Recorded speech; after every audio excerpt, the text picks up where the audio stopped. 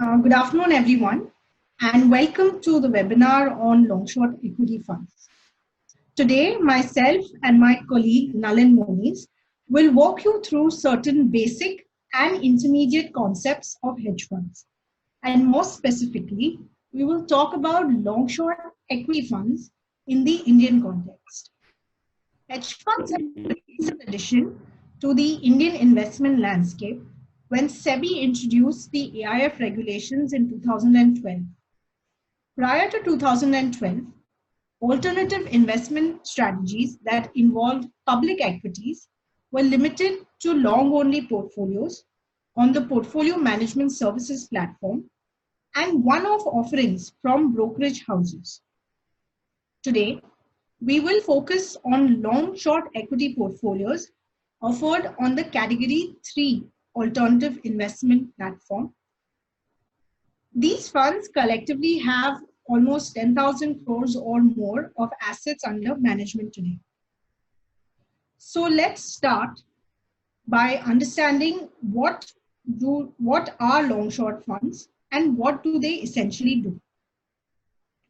So long-short equity funds have the ability to invest in multiple investment strategies, primarily using equity and equity-related instruments.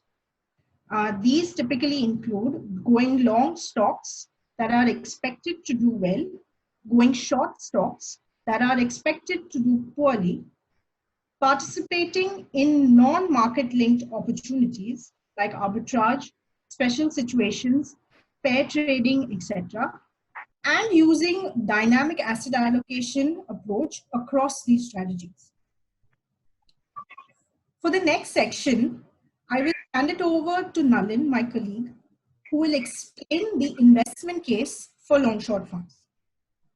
Thank you, Rashida, and good afternoon to everybody who's joined this AIWM masterclass. When we look at the investment landscape for equity long-short in India, there are three important characteristics that we consider. So Rashida, if you want to move to slide 6. Just give me a second. Sorry, I think I will just have to redo the sharing. Just give me a second. The PPT is Sure. Just 1 second.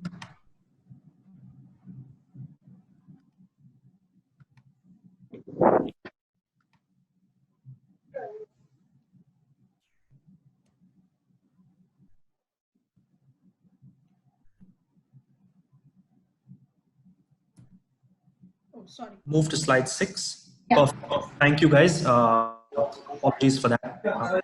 So when we look at the landscape for Indian equities, what we see is that there is not only a very high degree of volatility at an index level on the order of 15 to 20%, but there is also a very high dispersion in the performance of winners and losers.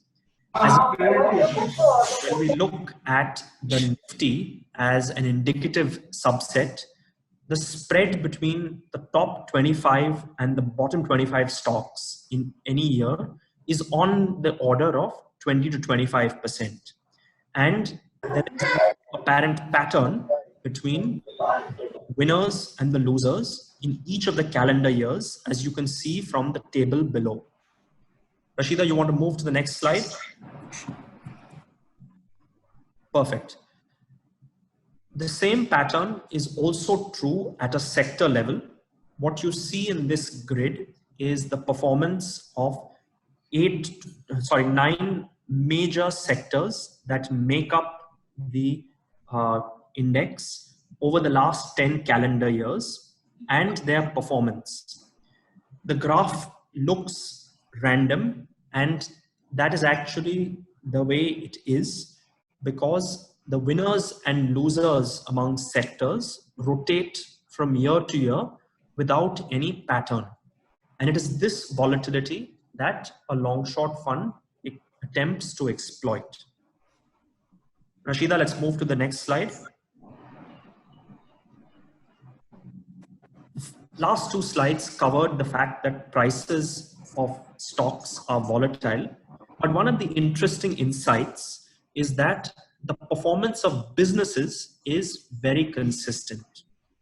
In this interesting analysis, we took the top 200 companies by market cap and looked at them over the last 5 years. In each year, we broke up the universe into 4 quartiles by their return on equity, and then tried to understand if a company was in the top quartile in year 1, what is the probability of it being in the top quartile, the second quartile, third or fourth in year 2. Likewise for Q2, Q3 and Q4. And what we found is that 68% of businesses remained where they were in terms of quartile ranks from year to year. There is no change in the fundamental relative business performance of companies. And it is this consistency in business performance combined with price volatility that leads to price value gaps for both long bets as well as short bets. So these 3 are the important investment characteristics that a long short fund attempts to exploit. Now I will turn it over to Rashida to talk to you about the client case for equity long short. So Rashida, over to you. Thanks, Nalin. So Nalin spoke about the investment case. Now we will talk about the client case for long short funds. Over the past 15 years, while the Nifty has delivered a compounded return of about 12%, this return has been accompanied by very high volatility and large drawdowns that investors have had to struggle with. As you can see on the slide 10, Nifty was down 50% in 2008 and 25% in 2011. And also, we've all seen the recent downfall after the outbreak of COVID-19. All these drawdowns have been fairly large and dramatic, and hence the timing of entry and exit into equities has a big impact on returns. Additionally, if you see slide 11, long-only funds across market caps, large, mid, multi-cap, have shown evidence of diminishing alpha over the last 10 years. Some of the key reasons for diminishing alpha include the use of a total return index, categorization of mutual funds, and limiting the number of funds in each category. So the high volatility of long-only funds and the diminishing alpha in long-only funds has called for a differentiated approach to investing. So in the present context, long-short funds can provide an alternative means of investing. We believe that long-short funds have evolved on 2 main tracks. Funds that are an alternative to equity, which here we have called as equity risk long-short funds, and funds that are an alternative to fixed income, here which we have called as debt risk long-short funds. As you can see on slide 12, debt risk long-short funds can offer returns that are higher than traditional fixed income funds. Equity risk long-short funds, on the other hand, can capture equity upside, but with much lower risk than traditional long-only funds. So long-short funds have the ability to deliver superior returns than traditional investments with much lower risk and can be a compelling risk-return play for investors. So now that we've covered the client case for long-short funds, in the next section, we will cover how these funds are actually managed. In India, there are essentially 3 platforms for investing: mutual fund, portfolio management services platform, and the alternative investment funds platform. The mutual fund and portfolio management services platforms are better suited to long-only investment strategies due to the inability to take leverage and the restrictions on the use of derivatives.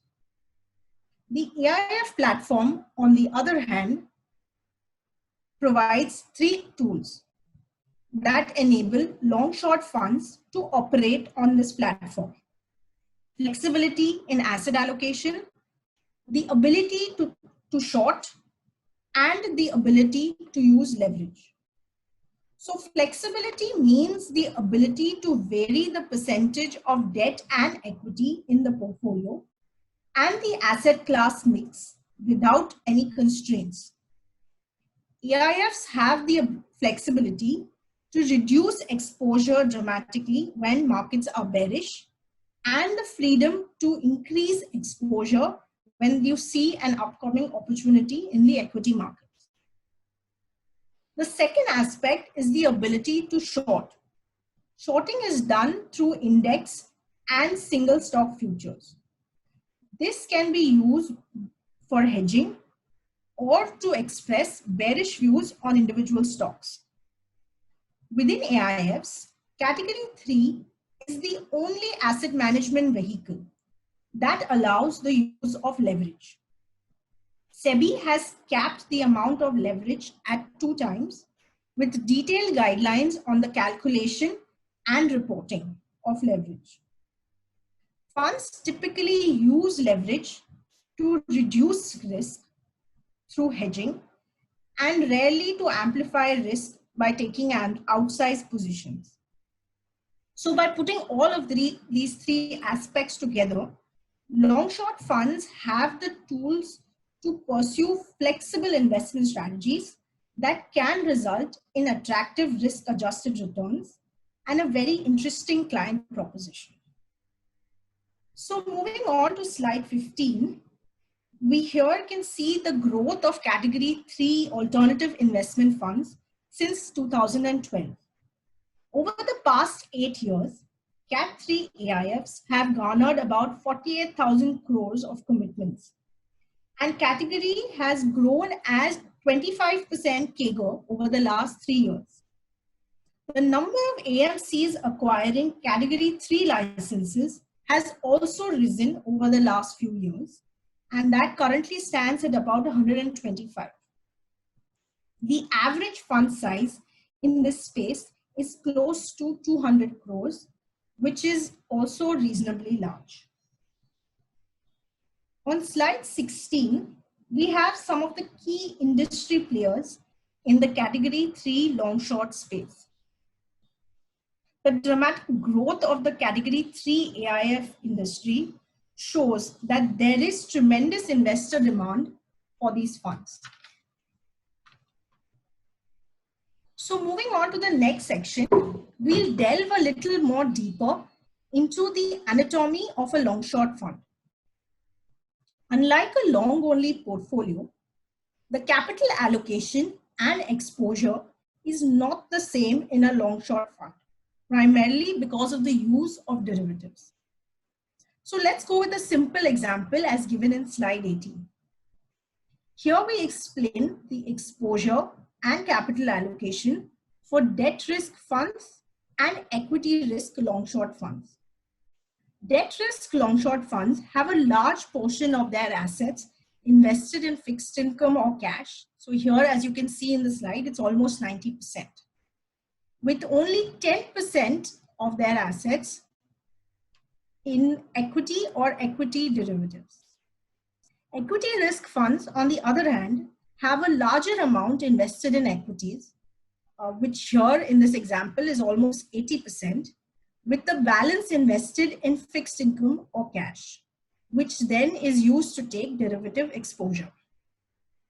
So debt risk funds aim to deliver returns that are higher than traditional fixed income funds, as you can see here, with the endeavor to deliver low or no negative months.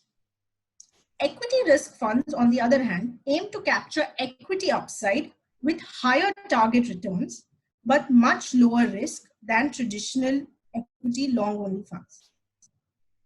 So we'll go a little deeper into this topic and try to understand the concept vis-a-vis mutual funds. So on slide 19, we start with a vanilla debt mutual fund. These funds hold debt instruments like commercial paper, certificate of deposits, etc., and have no equity exposure. In contrast, a long-short debt risk fund has about 85% held in fixed income or other liquid instruments. 10% of the investments are in term deposits that are used to take derivative positions. The gross equity exposure on average for debt risk funds is about 25 to 30% as indicated in the graph in orange. The reason we call these as debt risk long short funds is because 85% of the assets are held in fixed income or other liquid instruments. So let's move on. Equity mutual funds, as you can see in this graph, holds 95% of their assets in equity shares, and hence their exposure to equities is also the same at 95%. Equity risk long short funds, on the other hand, invest about 70% of their assets in cash equities and about 20% in term deposits that are used to take positions in derivatives. The net equity exposure for equity funds is higher than debt risk funds, as you can see indicated in the two graphs below. So now that we've understood how these funds are managed and what they're composed of, we will move on to the next section, in which we talk about taxation of category 3 AIFs in the current income tax regime. So on slide 21, here we have taxation of alternative investment funds. While category 1 and category 2 AIFs have been accorded pass-through status for taxation, category 3 AIFs are taxed at the fund level in the PAN of the fund. So this tax is deducted by the fund as a representative assessee for and on behalf of investors. This means that if an investor is invested in the fund for 3 years, the fund will pay tax on behalf of the investor at the end of each year rather than the investor paying the tax. The income earned by the fund is taxed at applicable rates. So for example, if it is capital gains income, that would be taxed at 10 or 15%, depending on if it is long-term or short-term. And derivative income is taxed at the rate of 30%. The fund issues what is known as a tax letter to investors that provides the details of the tax paid on behalf of the investor. So recently in the last budget, there was an increase in the surcharge rate for derivative transactions for those who had an income higher than 5 crores. The surcharge rate increased from 15% to 37%. And this resulted in the effective business income tax rate increasing from 35.88 to 42.74 for category 3 AIFs. So while you can see here that long-only funds in the category 3 space remain fairly unaffected by the increase in surcharge, here we have provided ways in which long-short funds can keep the effective tax rate low despite having derivative exposure. So equity risk funds can look to keep the net derivative exposure or close to zero, while debt risk funds can move some of the fixed income or liquid investments to arbitrage. So even though there has been a lot of media around this topic, we believe that this change in the surcharge rate is not really a deal breaker for the category. And there are ways and means in which funds can increase the effective returns for investors. So in this section, how does one get around evaluating long short funds? And what is the best way to select the right fund? So we believe that evaluation of long short funds has two critical components: an investment evaluation and an organizational and operational evaluation. So for the investment side, in this slide, we have listed some of the questions that one can seek answers to while evaluating long short funds. Additionally, we also encourage clients and advisors to seek clarity from managers on aspects like reporting, methodology of taxation calculation, performance fees, and disclosure of portfolios. So unlike mutual fund managers that are largely homogeneous in their approach, hedge fund styles can vary very dramatically between managers. In this section, I will hand it over to Nalin, who will talk about some of the indicative long-short strategies and the operational risk management of long-short funds. He will also shed some light on the key trends in the Indian hedge fund industry as well. So over to you, Nalin. Perfect. Thank you, Rashida, for that, that excellent explanation of how funds are structured. I'm going to cover the investment side of long short. So Rashida, let's move to the next slide. So the strategies that long short fund managers use are very varied, and even the mix is non-standard. In this table, we have attempted to lay out some of the most popular strategies for longs, shorts, market neutral opportunities, and then capital allocation to decide the mix between the three.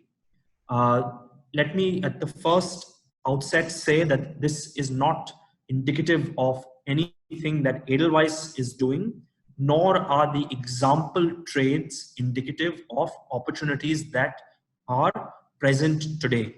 These are just educational examples to help us all understand things a little better. Okay. One of the interesting insights is that you will see that there is a mix of both macro analysis as well as micro analysis. There are attempts to take sectoral bets as well as stock level bets. And very interestingly, the process for identifying long positions is not the inverse of that is used to identify short positions. And this means that there is a unique skill set that is required for a manager, a long short manager. It is not as simple as just extending a long only investment process that goes underweight a particular set of names. On the market neutral side, we have a variety of strategies ranging from special situations to pair trading to more statistical and option-based strategies. And finally, most funds vary their gross and net exposure in a process-oriented way. It could be pro-cyclical or it could be counter-cyclical as well. Rashida, let's move to the next slide.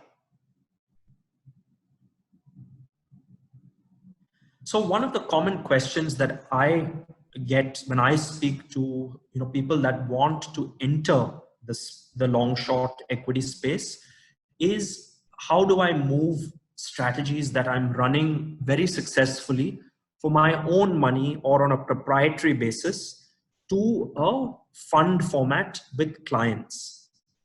And in this slide, we have attempted to explain a framework for thinking about whether you should manage a strategy in a proprietary setting or in an AMC setting. With about 150 crores of AUM and assuming a fund delivers 15%, the NIM that you would earn on, or the net interest margin that you would earn on your proprietary funds, and the fee income plus return on your sponsor capital that you would earn in an AIF format are approximately giving you the same pre-tax return on equity of about 30%. These numbers are indicative. The cost of equity, the cost of debt, the mix, and target returns may be different for different people and for different strategies. But what this tells you is that if you run a strategy like high frequency trading or pure index arbitrage, or trading in very niche single stock options, then it may not be possible or it may not be remunerative to launch an AIF. In practice, the minimum amount of assets that you need to make a category 3 viable as a business operation is about 500 crores. So the AIF platform lends itself very well to high capacity, simple strategies, as opposed to things that are very, very niche or capacity constrained. Now let's move to the next slide. Rashida, let's move to the next slide, please. Okay. I'm also going to touch upon some of the restrictions on portfolios and on leverage that come with a category 3 AIF. The category has a limit of 10% on each company as a percentage of investable funds. And what this means is that a very concentrated portfolio on either the long or the short side is not possible to be run in an AIF format. There is also typically a limit on stocks and sectors as defined on the in the private placement memorandum. What is perhaps the most interesting is that leverage is capped at 2 times by SEBI. This is taken from global best practices from platforms like the UCITS platform that operate in Europe. And this limit of 2 times is less than what you as an individual can take in an individual broking account. But this is a prudent limit because in an AIF, you are managing third-party capital, and there has to be a prudent risk limit that has to be in place. The reality is that the leverage cap of 2x has helped the industry grow and has helped prevent catastrophic failures and collapses, even though markets have seen bouts of very high volatility at different points in the past 8 years. I'll just further clarify on leverage that one of the important insights that is there is that for options, when you buy an option, leverage is calculated as the number of contracts times the lot size times the premium. But when you sell an option, it is the number of contracts times the lot size times the underlying value. The implication of this is that it is very difficult to sell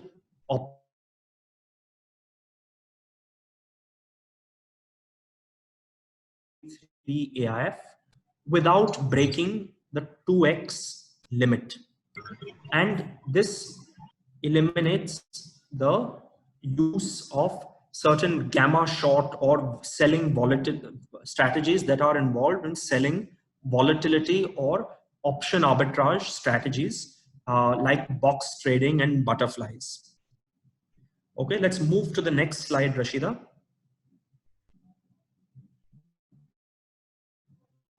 Okay, I'll now touch upon some of the risk management best practices for long short funds.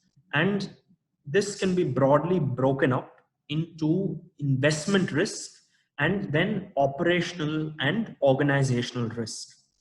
On the investment side, the best practice is to look at risk metrics in real time by using a link to Reuters, Bloomberg, or Omnisys, and to also very carefully manage margining and limits on stocks. This is particularly important in this current COVID-19 crisis because SEBI is dynamically changing the rules on single stock futures positions. For funds that have debt, credit risk and duration risk management is very important. That's especially true on the debt risk long short side. And then given that these funds are open-ended, it is very important to measure and manage the liquidity risk of the portfolio. On the operational risk side, if you are doing any kind of non-standard trading like offers for sale, IPOs, etc., it is very important to be on top of the settlement details and then to also trade through a panel of external brokers at competitive brokerage rates. Clients who are giving you 1 crore of money to manage are very sensitive if there is excess churn or if brokerage rates are exorbitant. So be careful about that. And lastly, on an organizational front, fund accounting that is specific to AIFs and periodic calculations of fund tax, client level tax, and reconciliation are very important for operational hygiene. So these are some of the best practices around risk management in long short funds. Let's move to the next slide, Rashida.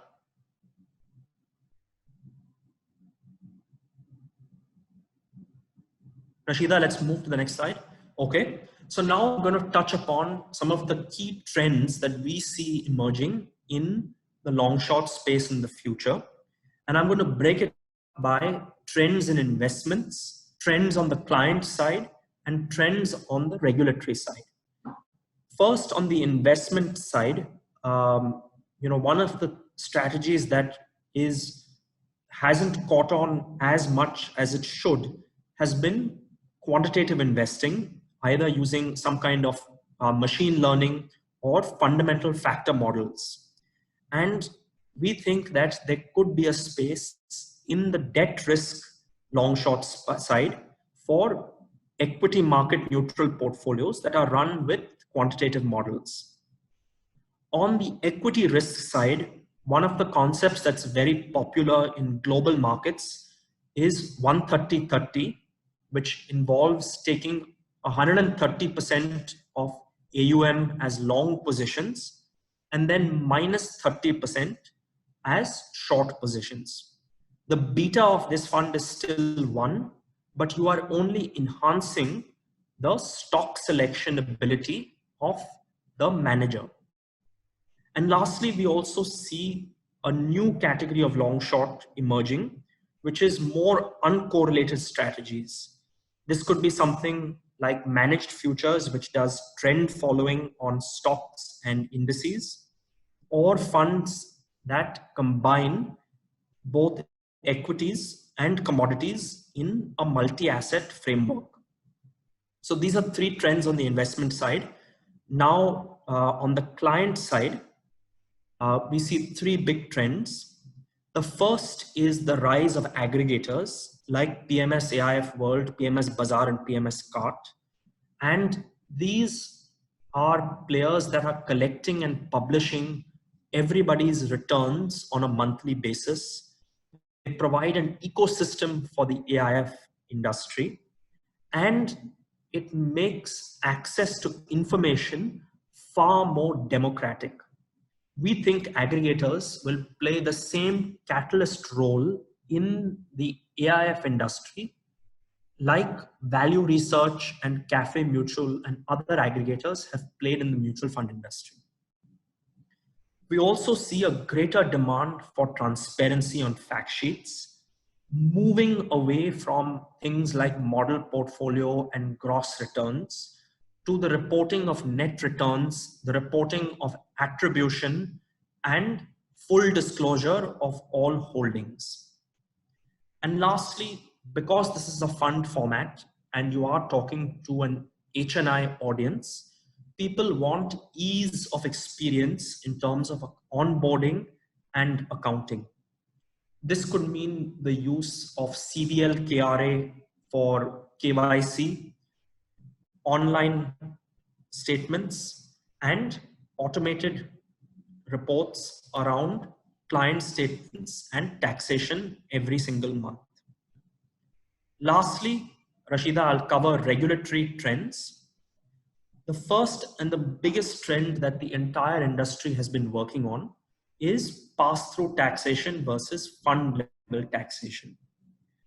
As Rashida has spoken about earlier, the industry has gone through astronomical growth, even though the taxation could have been a lot better. Fixing the taxation to be at the fund level is a key priority for the industry, and it will only help to turbocharge the growth of the long short space. We also expect in this coming financial year to have AIF peer level benchmarking. All funds already use Nifty or CRISIL Liquid or an equivalent market benchmark to benchmark performance on their fact sheet. But SEBI has now asked the industry to also do peer level benchmarking and circulate the same to clients and advisors.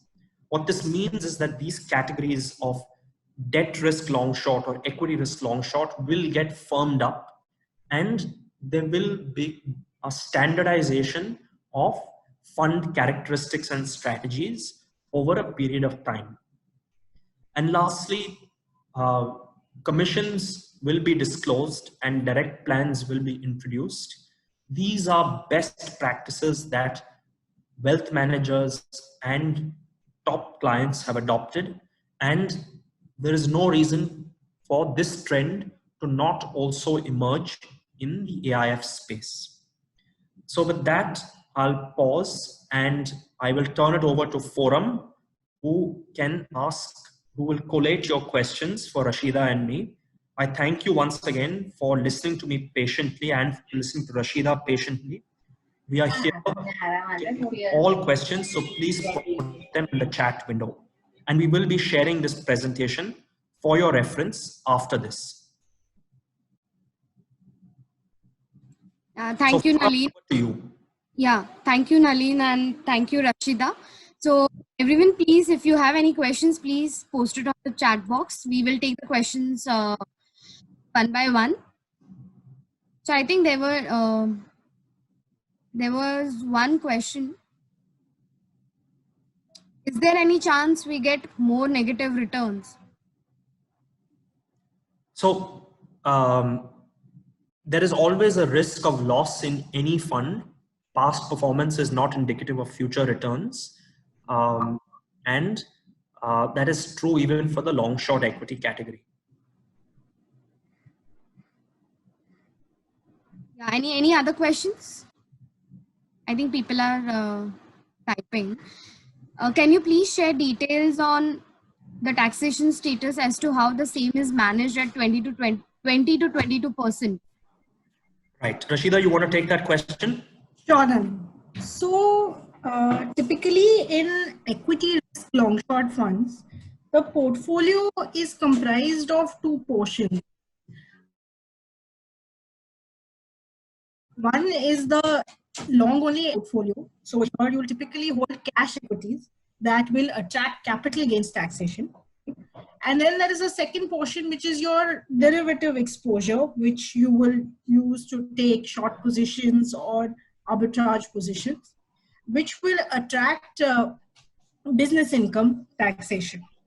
So the way we typically estimate is that about 60% of your returns would likely come from the long only component of equities that you hold in the portfolio, and the balance 30 to 40% of the returns would subsequently come from the derivative positions that you hold, and hence the blended rate would then come to about 20% over a 3-odd-year cycle.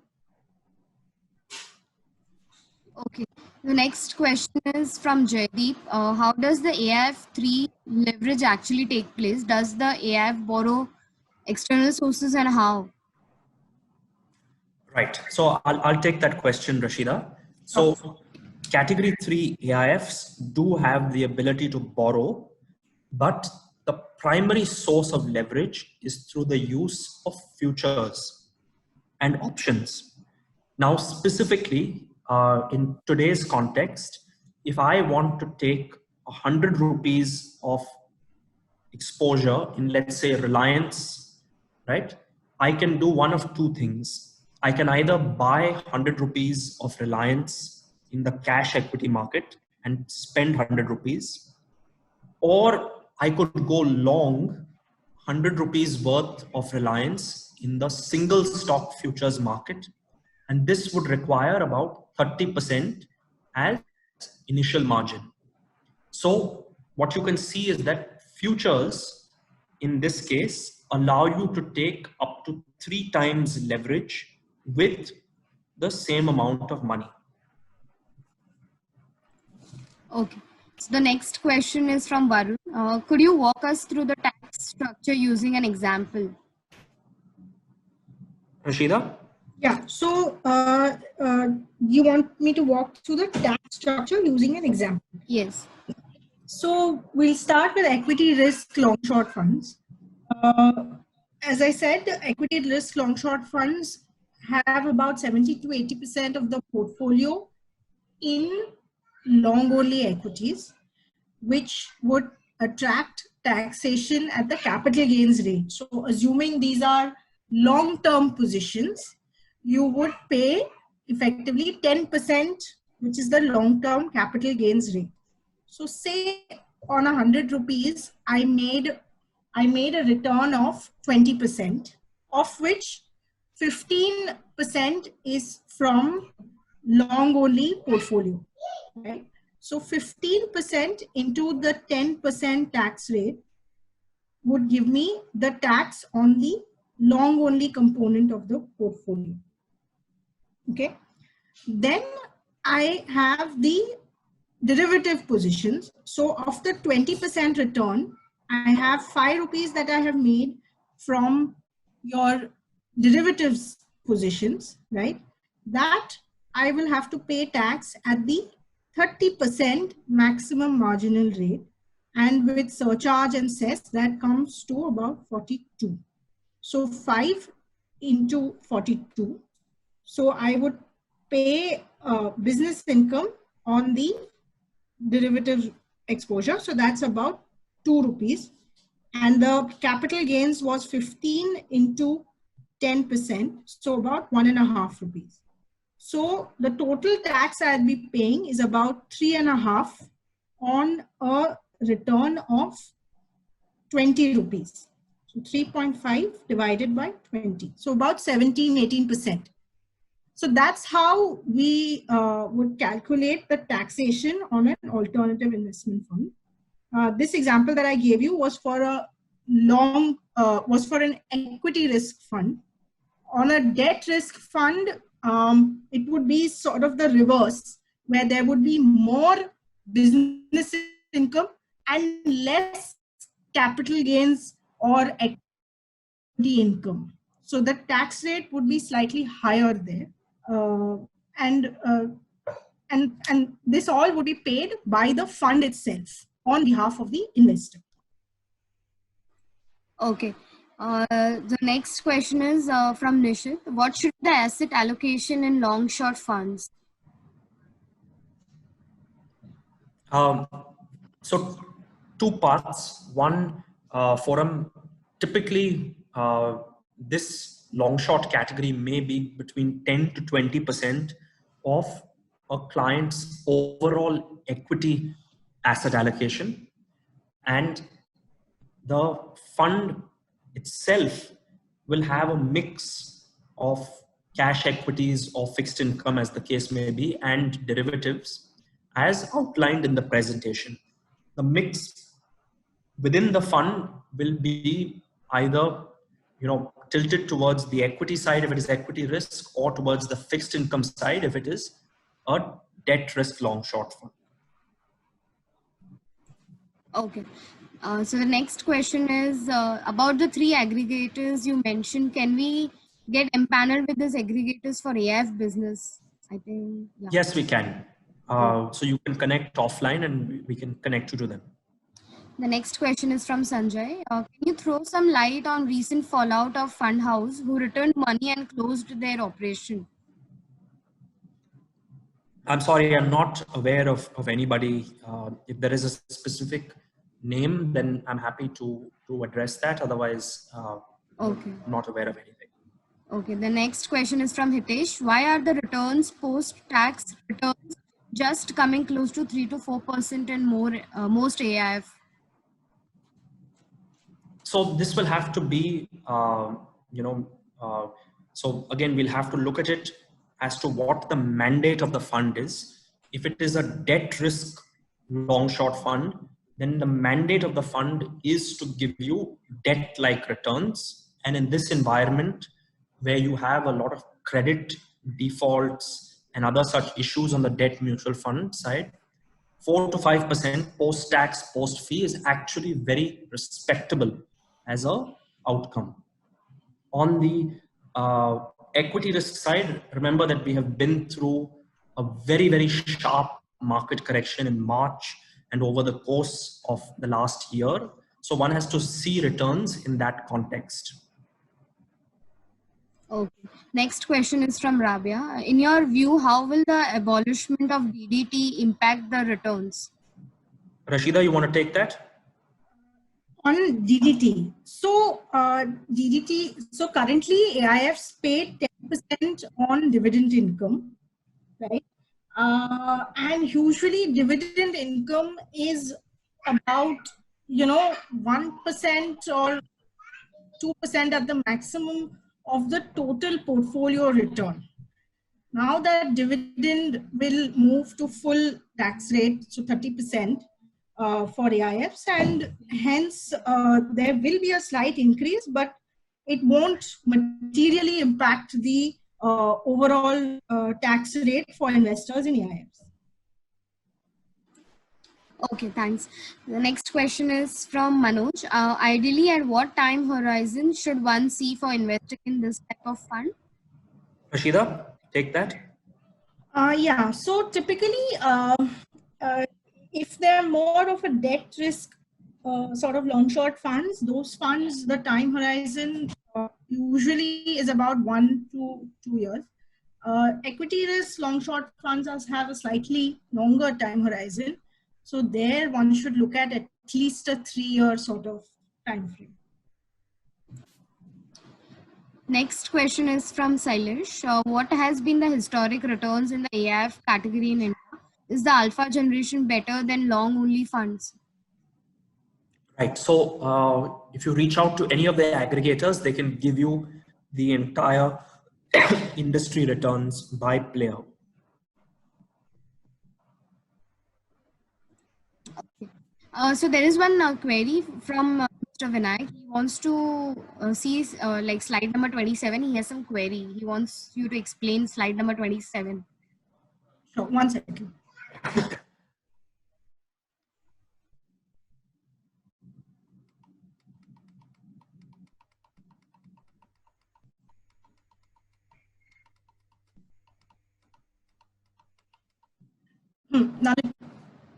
Yeah, he is saying, can you please explain slide number 27?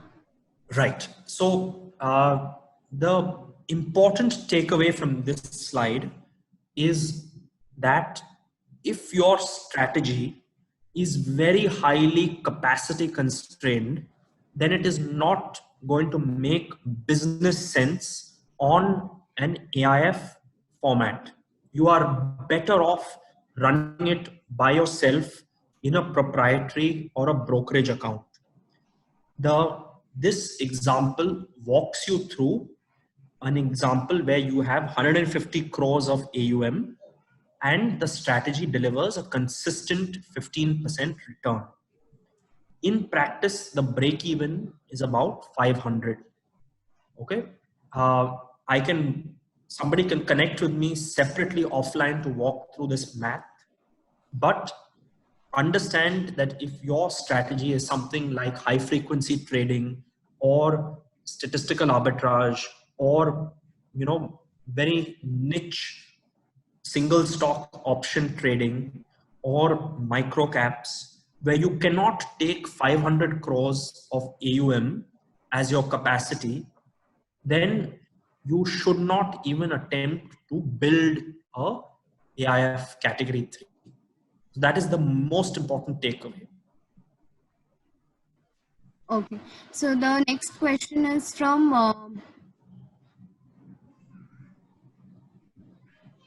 Anshuman Rawan. Assuming a client has an investment ticket size of 1 crore, how is AIF level 3 different to a PMS in terms of compliance, risk, tax structure to the client? Can you please take an example and do direct comparison with a PMS focusing on long short equity funds, only not debt, basically?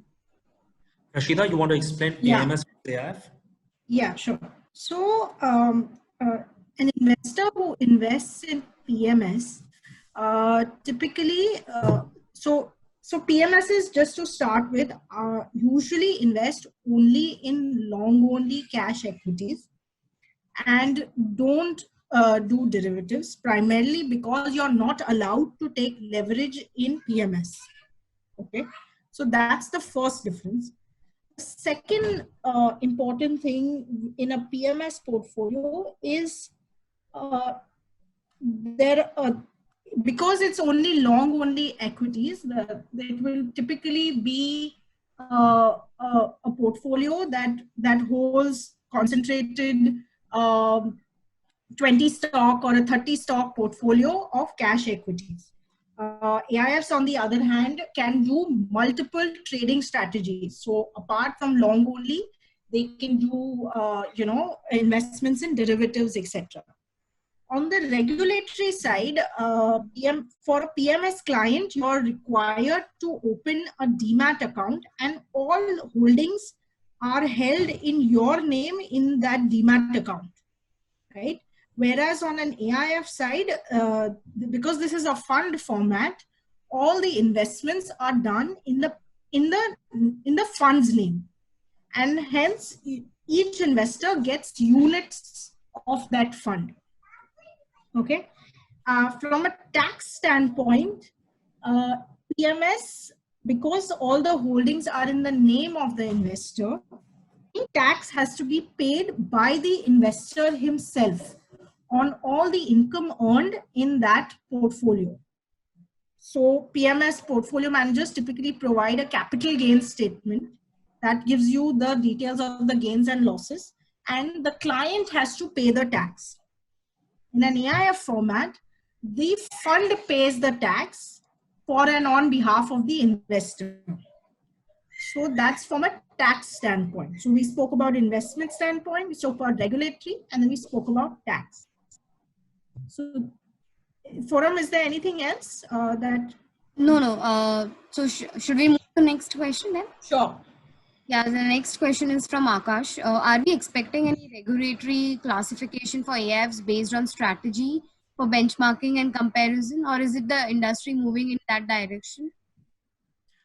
Yes, so this is actually a regulation that has come.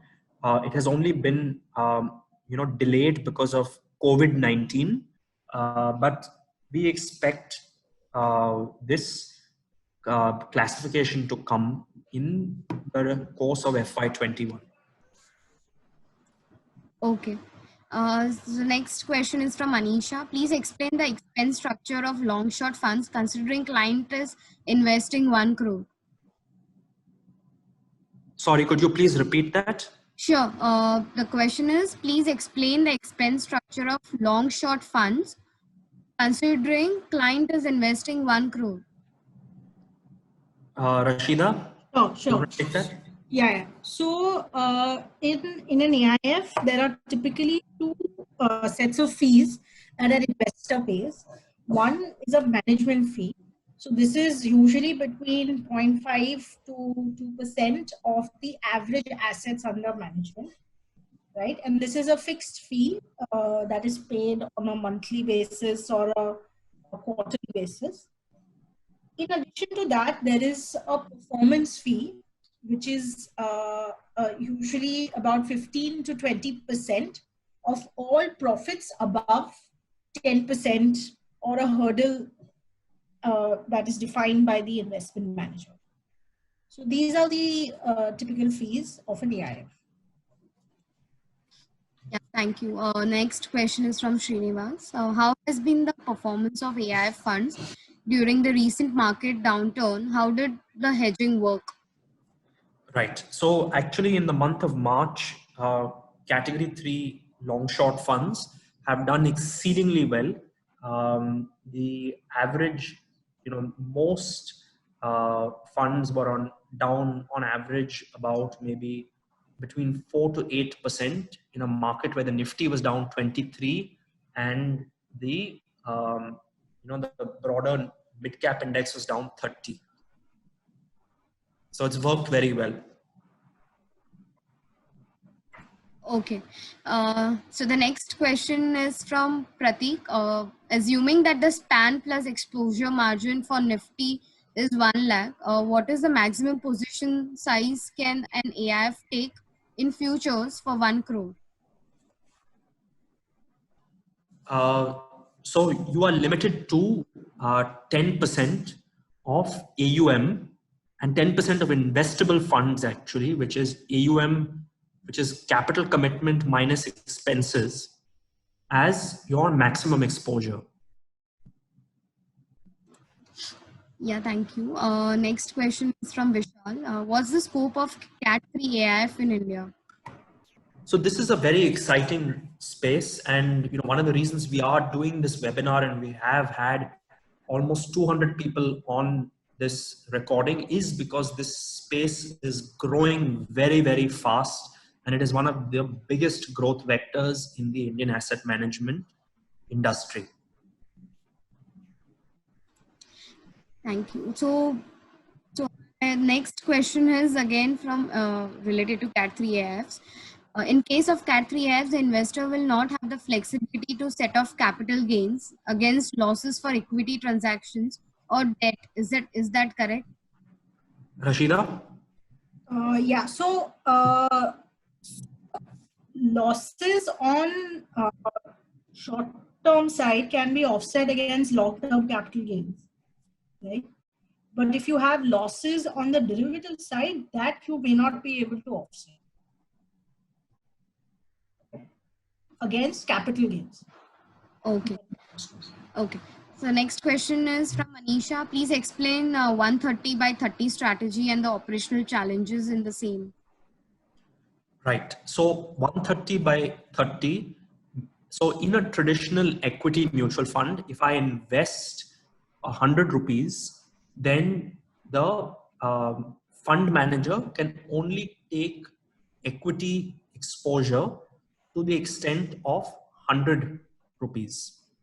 And if they have a negative view on a company, they are limited only to going underweight on that holding to the extent of its weightage in the benchmark. So for example, if a company like Sun Pharma is 2% of the Nifty in a long only portfolio, at best I can go minus, I can hold 0 Sun Pharma and be underweight 2% if I am bearish on Sun Pharma. I've just used Sun Pharma as an example. Okay, in a 130-30 portfolio, you are extending the long positions from 100 to 130, and you are offsetting the additional market risk by shorting 30% of the AUM. What this does is this keeps the same beta of the portfolio, but it enhances the stock selection ability of the fund manager. So in this example, if you are bearish on Sun Pharma, you don't have to stop at 0, but you could also have a weight of, let's say, -1, -2, -3% when Sun Pharma is 2% of the benchmark. 130-30 is a relative return strategy. It is not an absolute return strategy. So that is my answer.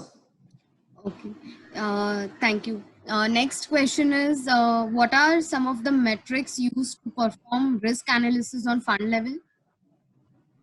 Right. So we look at traditional metrics like beta, standard deviation, drawdowns, and many other risk-adjusted metrics like Sortino ratios and the like.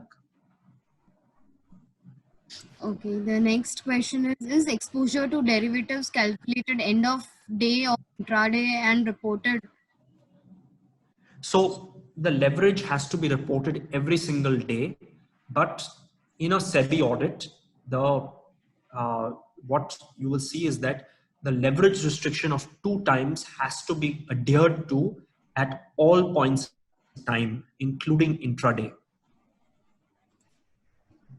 Okay. Next question is from Varun. Usually, what is the trend noticed between MF debt funds post-tax returns versus debt-based AIF? Do you actually see any advantage in opting for a debt-based AIF versus debt MF from a returns perspective? Right. So these funds typically compete for money that is maybe about 6 months to 3 years in time frame, and they have been able to deliver about 1% more post-tax, post-fee than a debt mutual fund, and hence they have grown in popularity. Thank you. Next question is from Swaroop. What is the usual time frame for which short positions are held, and what is the usual drawdown limit before the individual trade is exited? Right. So short positions could be held, and this varies by fund, could be held anywhere from a few days to a few weeks, or in our case, we have even held short positions for as long as 2 to 3 years. And the stop losses and risk management limits will vary by the mandate of the fund. Okay. Next question is from Tanmay. Short-term AAA corporate bond fund versus debt-based AIF. If a client wants to invest more than 2 crore plus, which can be advised? So this will depend on a client's risk appetite and sophistication. A good wealth manager is best positioned to answer that question. Next question is from Aditya.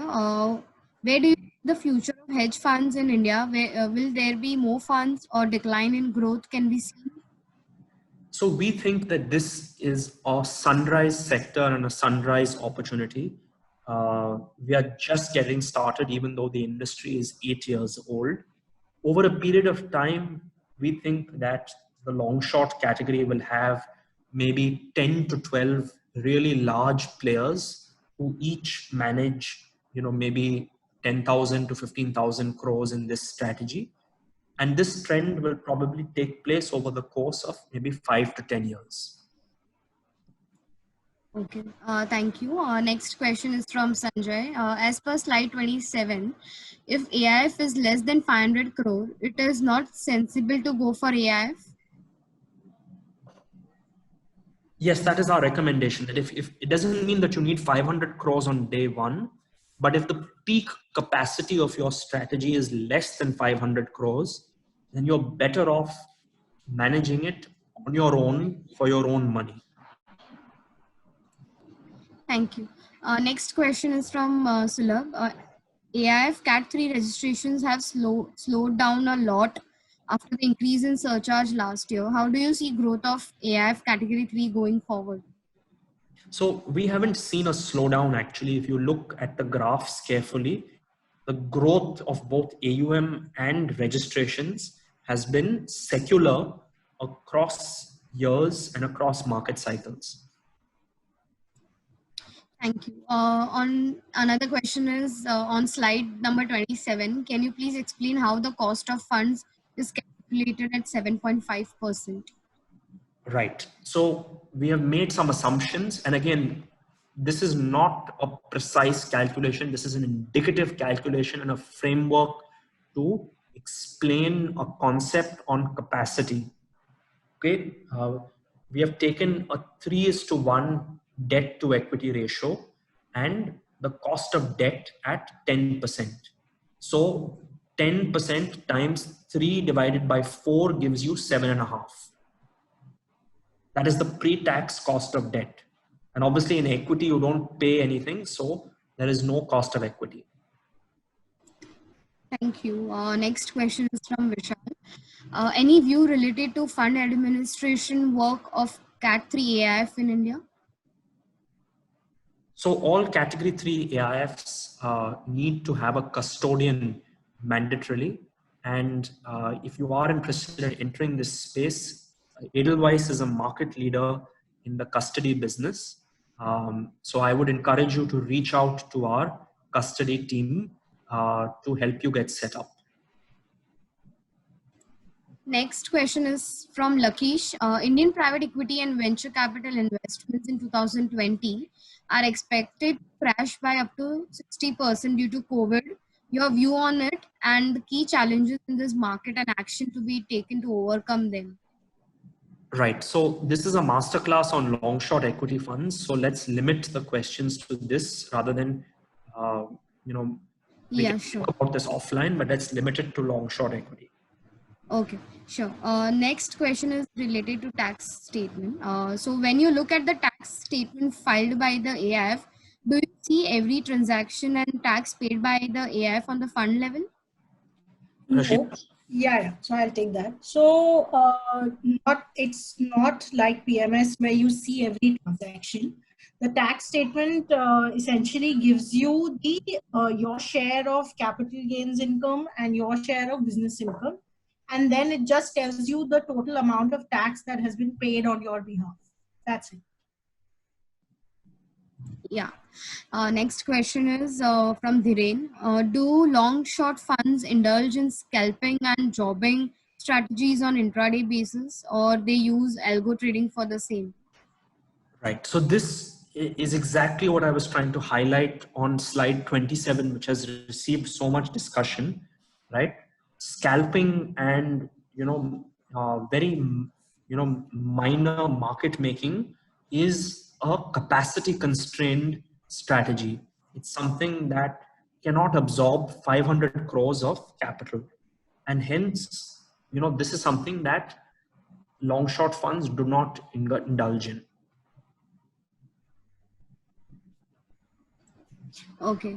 Next question is, where do we get to read about the weightage of how much a fund can invest maximum in a company and such other things? So the limit is 10% by regulation. And if you are an investor in any of the funds, you can have a conversation with the individual fund manager around tighter internal limits.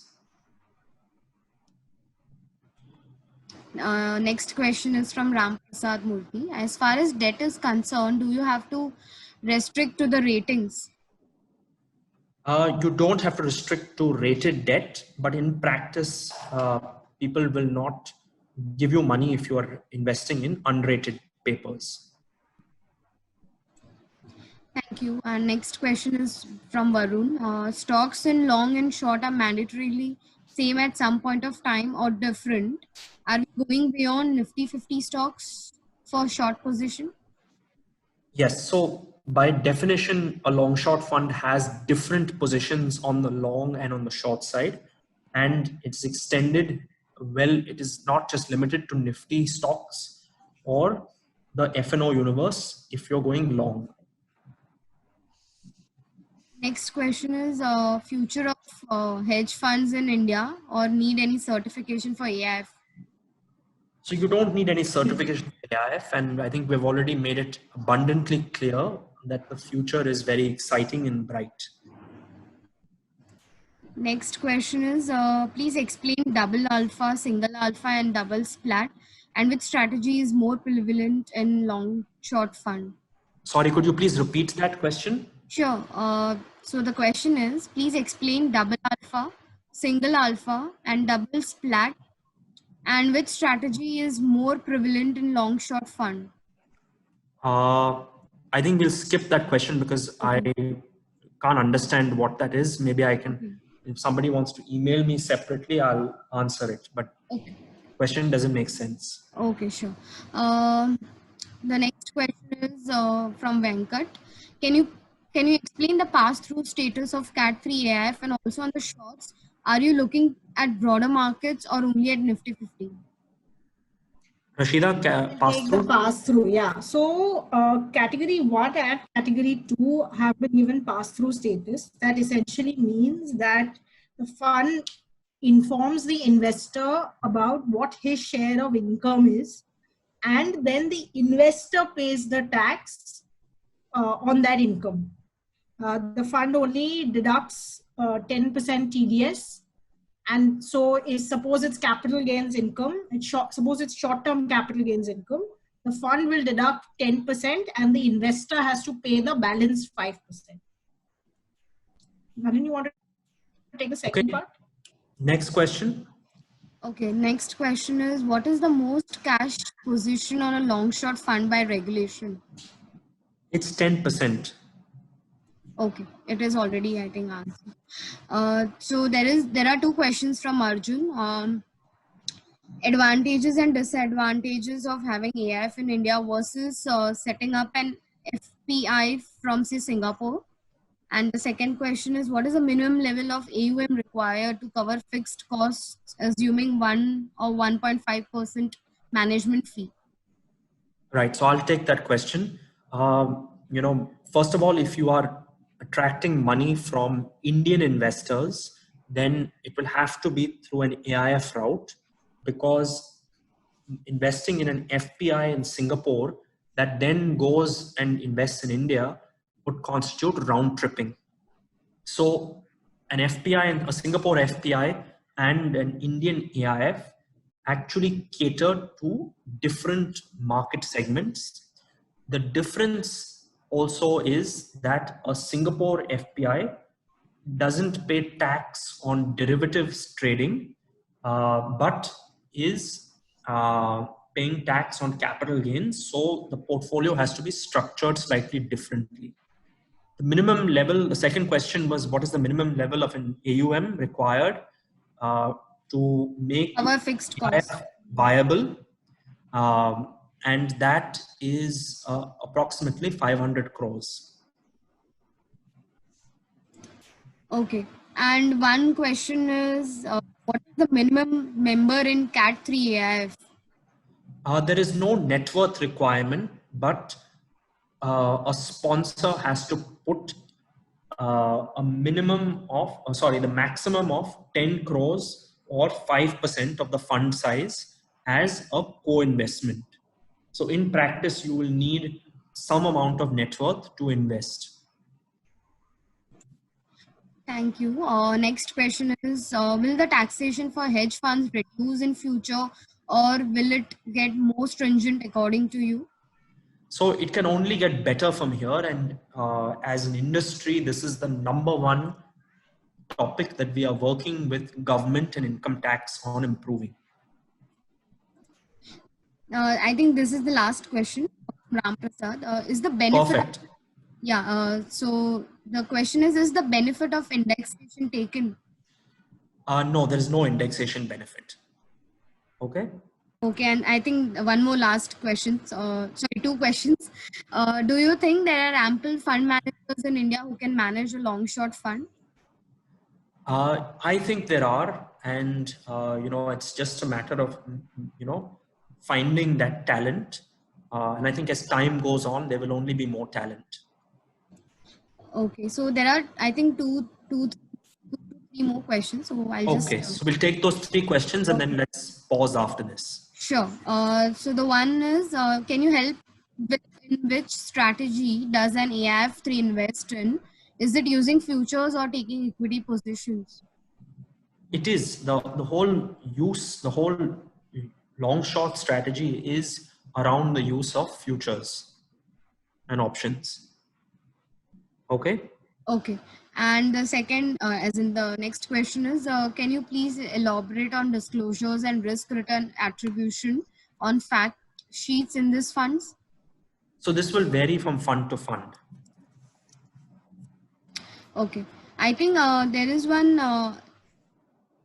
question from Mr. Sanjay. So actually he wants to speak. I'll just unmute him.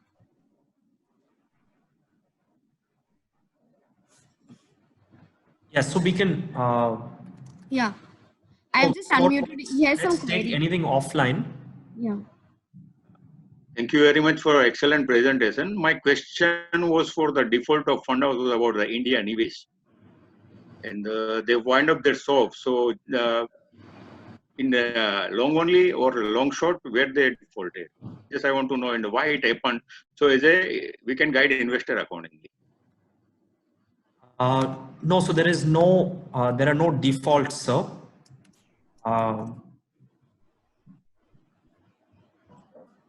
So, you know, there have been no defaults. Okay, so I think that was the last question. We can wind up for the thank you Nalin, thank you Rashida for this informative session, and we look forward to have you again with a different topic. Thanks a lot. Thank you for. Thank you guys. Thank you. Thank you everybody. Yeah. Thank you. Bye.